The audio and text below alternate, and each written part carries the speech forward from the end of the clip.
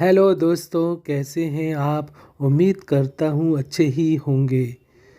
मैं अनुज सारस्वत आपका स्वागत करता हूँ आपके चैनल हिंदी मज़ेदार कहानियों में। तो चलिए शुरू करते हैं आज की मज़ेदार कहानी। प्राचीन काल में राजा एक नगर में रहता था। उसके राज में एक सुंदर सा एक तालाब था। उस तालाब में अनेक हंस निवास करते थे। वे हंस हर 6 महीने के बाद एक स्वर्ण पंख देते थे। इससे राजा को हर 6 महीने के बाद अनेक सोने के पंख मिल जाते थे। एक बार उस तालाब में एक बहुत बड़ा स्वर्ण पक्षी आया। हंसों ने उससे कहा, तुम यहाँ से चले जाओ, क्योंकि इस तालाब में रहने के लिए हम लोग हर 6 महीने के बाद एक स्वर्ण पंख देते हैं। लेकिन वह बड़ा पक्षी वहाँ रहने की जिद पर अड़ गया। वहाँ रहने वाले हंसों में और उसमें काफ़ी झगड़ा हुआ।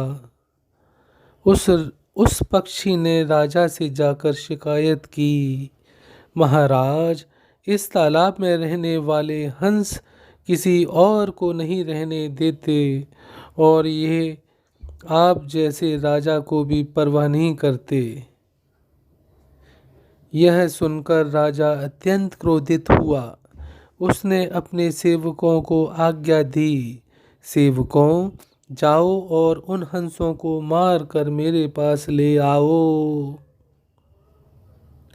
राजा का आदेश सुनकर सेवक तालाब के पास पहुँचे तो उनके आक्रामक तेवर देखकर स्वर्ण हंसों का मुखिया सब बात समझ गया और अपने साथी हंसों को लेकर वह तत्काल उस तालाब से उड़कर दूर दूसरे तालाब में चला गया।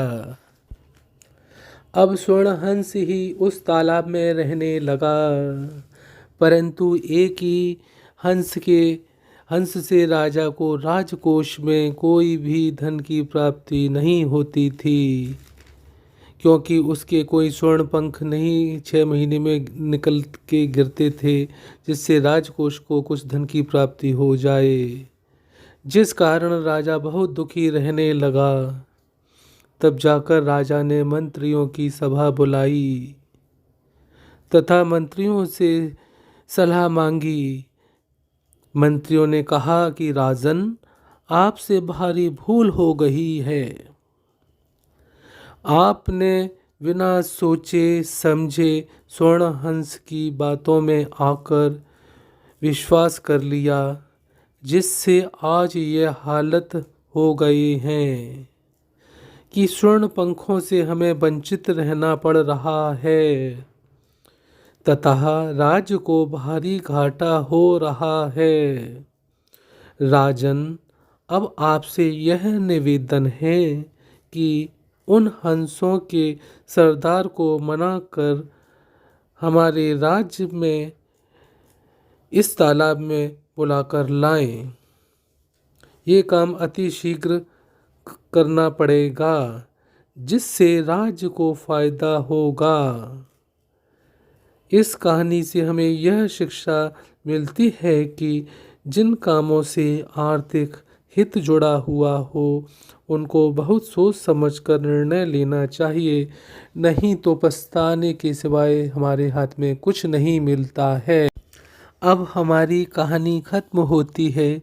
अगर आपको हमारी कहानी पसंद आए तो हमारी वीडियो को लाइक करें, शेयर करें और सब्सक्राइब करें। Thanks for watching. नमस्कार। इसी तरह हम नई नई कहानियाँ आपके लिए लाते रहेंगे। नमस्कार।